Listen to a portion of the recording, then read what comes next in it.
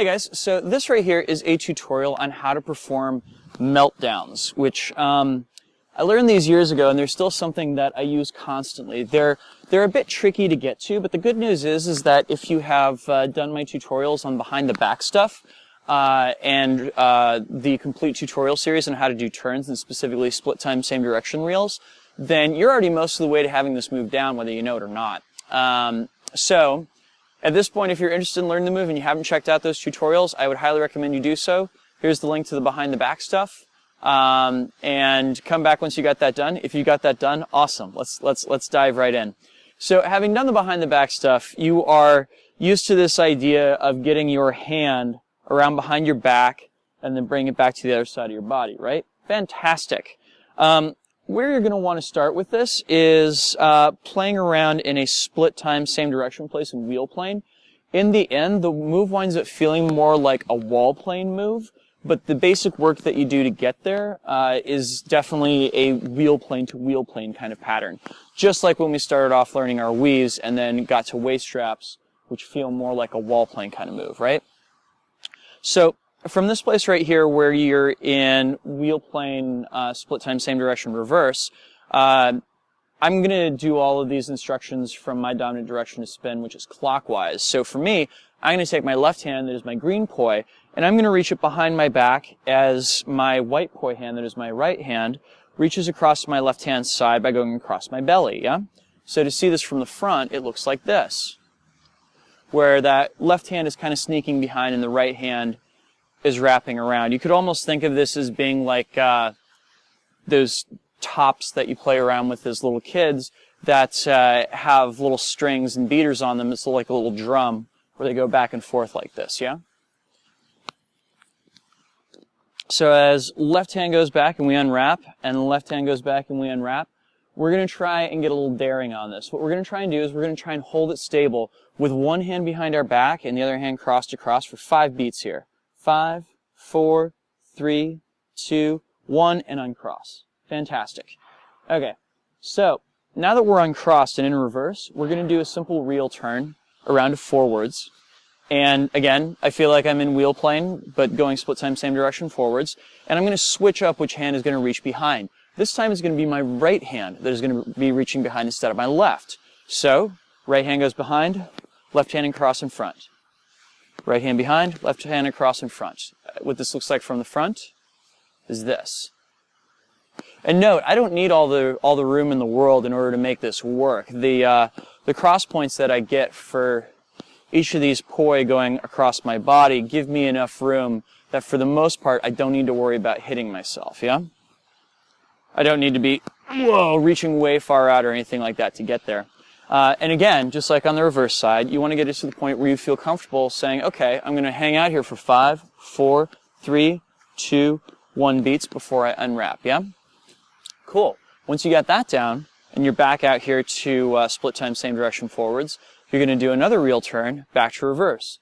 You'll note, whenever I do this turn, I am always going on the side of the camera. So at first, I'm turning across my right side, and then I turn across my left side, yeah? I'm always facing an audience as I do this, or turning towards the audience as I do this. And again, we're back in this place where we want to reach the left hand behind, right? Now, we're going to start to stitch this together into a single move right here. And how we're going to do that is we're going to do 5 beats in each spot, yeah? So it's going to be 5, 4, 3, 2, 1, 5, 4, 3, 2, 1, 5, 4, 3, 2, 1, 5, 4, 3, 2, 1, 5, 4, 3, 2, 1, 5, 4, 3, 2, 1. Awesome. The middle part is there to help you find your way again when you get out from those uncomfortable behind the back positions, right? But as we break this down, they're going to go away. Now that you got 5 down, try going for 3 in each spot, yeah? Be 3, 2, 1, 3, 2, 1, 3, 2, 1, 3, 2, 1, 3, 2, 1, 3, 2, 1. When that feels comfortable, try getting down to 2. When 2 feels comfortable, try getting down to 1. And when you get down to 1, that's when things get real interesting. 1 looks like this. 1, 1, 1, 1, 1, 1. Yeah? It's looking closer to the meltdown, but it's not quite there yet. And that is because there is a very, very critical thing that we need to take out of this in order to try and get ourselves all the way towards the move. And that's that these places where we're kind of stopping and doing the real turn right there, they kind of get swallowed up into the move itself. We don't pause in there when we're actually performing the move. So then the challenge becomes that you're going to cross the left hand behind and immediately try and get around to right hand behind, turned all the way around, yeah? So what that'll entail is you kind of thinking, okay, so as my right hand is crossing back across the front of me, I'm going to bring it all the way down and back behind me in the course of that turn, right? It's a lot to go through at once. But if you are at the place where you can do 1 in each of these spots, you're just a hop, skip, and a jump away from it, right? And at that point, what you need to think is, okay, I crossed, I turn, I cross, I turn, I cross, I turn, I cross, I turn, I cross, I turn, I cross, I turn. As you do this the first couple times, it's going to be very, very normal to run into a problem where you're kind of hitting yourself as you go through each of these turns because it's kind of a rapid move. What I can tell you to try and avoid that is have your hands help you out just a little bit.